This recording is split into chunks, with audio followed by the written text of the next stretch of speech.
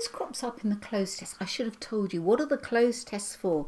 It's when it says something like, I should have, would have, could have, might have, would have, and then you have to choose one of those.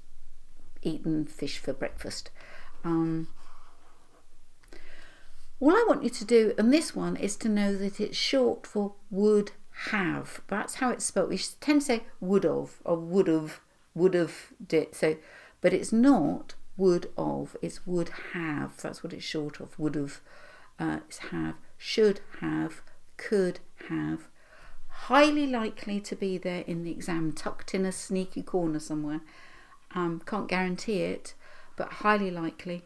And also, if you're writing essays, make sure you get that right, because for English teachers, it will scream if you get it wrong. Get it right and everything will flow nicely. Okay. Would have, should have, could have. See you soon.